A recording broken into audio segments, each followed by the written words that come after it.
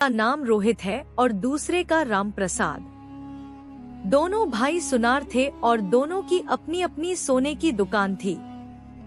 रोहित बहुत पैसे कमाता था और एक सफल व्यापारी था, जबकि राम प्रसाद एक निम्न मध्यम वर्गीय जीवन जी रहा था।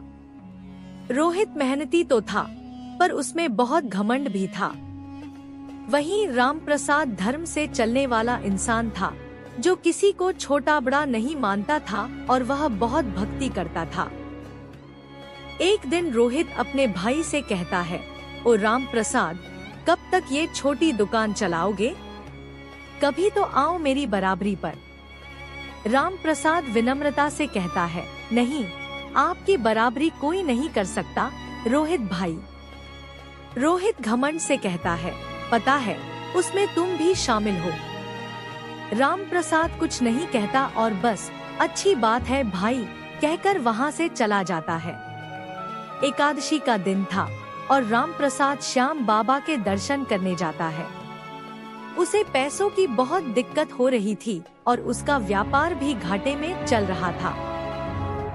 किसी ने उसे सलाह दी कि एकादशी के दिन राजस्थान के सीकर में स्थित बाबा श्याम के प्रसिद्ध मंदिर में जाकर दर्शन करे। वह बाबा के दर्शन करने जाता है और बस इतना ही मांगता है, बस बिन कुछ पूछे, श्याम हमारा कष्ट मिटाओ ना। यह कहकर वह बाबा के दर्शन करके लौट आता है। कुछ समय बाद राम प्रसाद भी रोहित की बराबरी की स्थिति पर आ जाता है। रोहित हैरान होकर कहता है, वाह वाह भाई, तुम आ गए मेरे बराबर। राम प्रसाद अपने भाई रोहित से पूछता है, क्यों रोहित, तेरी बराबरी कर ली, कुछ कष्ट हो रहा है तुझे? रोहित शर्मिंदा होकर कहता है, नहीं भाई, मैं तो आपको मेरी बराबरी पर लाने का सोचता था और आपका दिल दुखाने वाली बातें करता था।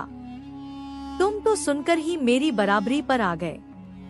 राम प्रसाद मुस्कुराकर कहता है, अच्छा अच्छा, इतनी बड़ी सोच। रोहित कहता है, अपनी कुछ नहीं है भाई, ये तो मुरली वाले कृष्ण और अपने श्याम बाबा की कृपा है। अब दोनों भाई मिलकर रिंगस जाते हैं और वहाँ निशान उठाकर 18 किलोमीटर पैदल चलकर बाबा के दर्शन करते हैं। और यह सिलसिला अगले 2 साल तक चलता है, जिसके बाद दोनों भाई बहुत बड़े सेठ बन जाते हैं। वे श्याम बाबा को सोने से सजाते हैं। ये रही 2 भाइयों की श्याम बाबा के साथ की कहानी। हारा का सहारा, बाबा श्याम हमारा।